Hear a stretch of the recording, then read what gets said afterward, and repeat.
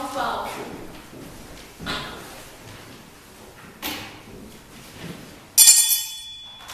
Listeners, can I help you? It's me. I'm having a really bad night. Jenney, I remembered her, but I couldn't say so. I'm sorry to hear that. Do you want to tell me your first name? You don't know who I am? No, I don't. My name's Billy. Would you like to tell me your name? It's Jenney. Don't you remember? We talked a few nights ago.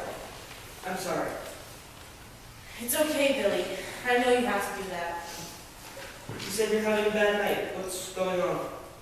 I just came from a really rough session with Melinda. Melinda? Start from scratch. Clean slate.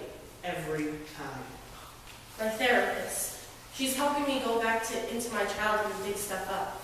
Are you feeling suicidal? No. How does your therapist dig this stuff up, and what kind of stuff do you need? One night, during the summer I graduated from high school, I woke up to this feeling of something pressing into my neck. It seemed so real, as if it were actually happening. But I woke up and I saw that I was alone in my room as usual. I'm an only child, see. I didn't share my room with anyone. Then I walked down the hall and stuck my head in the door of every parent's room, and they were both sound asleep. No one had broken into the house. No one had touched me. So though it felt real, I figured it was just a nightmare. That seems really upsetting. What was the feeling? It started to happen more often, waking up at night with a distinct feeling that something was pressing around my neck. I came to expect it, that I would wake up every night in a panic and not be able to get back to sleep. I wasn't sleeping all that well, maybe 3 hours a night. You must have been exhausted. Yeah, I was. The tiredness didn't hit me all at once, but after a week or so, it started taking a toll on me, and I didn't feel like staying out late anymore, and my friends stopped calling me. You assume that the people like you for yourself, but then something changes and you see that they only like you for some other reason. Like that you have a car and can drive them around, or what you look like, or who your parents are, you know? Uh-huh. No one had ever liked me for those reasons before, but I could relate. I'm supposed to be in school right now, you know. A really good school. I already told you that last time, but you probably don't remember. I remembered. That really good selective school in New Hampshire. Do you want to be in school? Yes and no. Anyway, I tried to drag myself along at that level, living day to day.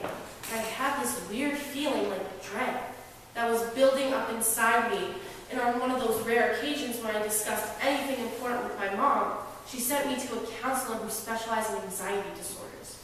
That doctor, who I saw only once, said it looked like I needed to see someone who deals with repressed memories.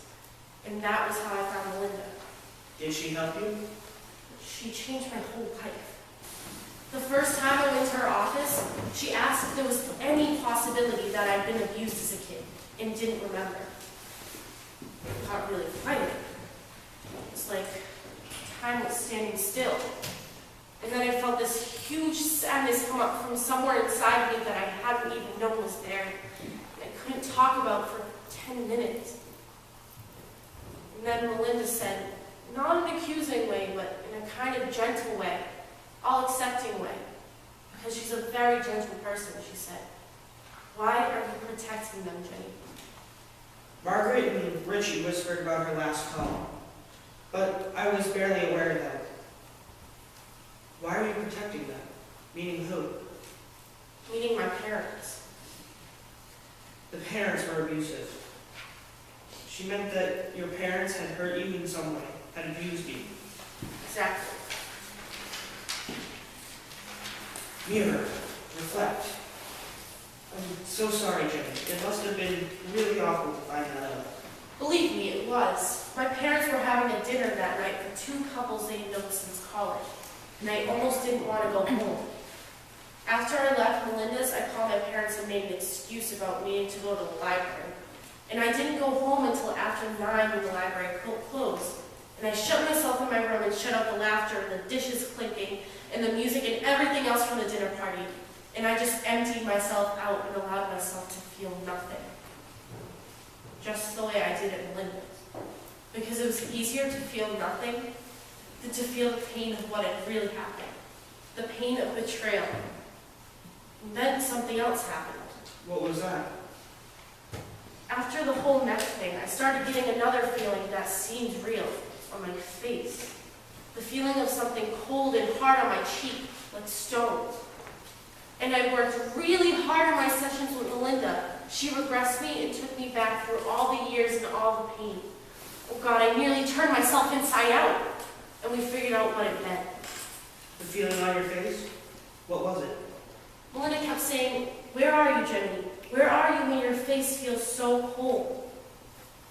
It was the floor of the basement of our house. We figured out that when I misbehaved, my parents would take me to the basement and choke me with a cord until I passed out. And that my body had never forgotten that feeling. The pressure of the cord around my neck, and the coldness of the floor under my face. And then she said it again. "Why are you protecting them, Jenney?" Why were you protecting them? Jenny's clicking started again. My own throat came when I heard it. Because I was a child, and every child needs her parents. Get her to pull back. Look at the big picture. With everything we have going on, Jenney, what do you think bothers you the most about your situation? Not being in school, seeing other kids at school and knowing that's supposed to be me, knowing that I'm not moving forward in my life. It bothered my mom too, maybe even more. When I started having my meltdown, she hardly cared about me as a person. She would watch me sleeping too much and eating too much and coming out of my room with my eyes red from crying, and she would say, "What's going to happen with St. Angus's?" The two of them, all they cared about was status. But Melinda says I need to delay college for a while and keep working on the abuse. Yes, I should be in school, but that has to wait until I get myself straightened out. I mean, what kind of shape am I in to be starting anything new? How could I study? How could I concentrate? How could I meet new people? I don't think you would have any trouble making new friends. Find traits to compliment. My friends don't want to be around me anymore. I invited my two friends to the movies, and they said they were busy. That's what I really miss, you know? What do you miss? Exact words. Being normal. Having a normal day or a normal night. Going to the movies with my friends. Walking across the parking lot. You know how you feel on a weekend night. Like everybody's more alive, like everybody's looking at you. Like people expect something exciting or funny or unusual to happen, even if you're just in the mall. Deciding what to get for snacks, pizza or dibs. And then forgetting everything and watching a whole movie beginning to end, munching my snack without having an attack or a flashback. It would be like there's a whole world out there, you know? Are you still there? A whole world. Yeah. Jenny got quiet for a moment.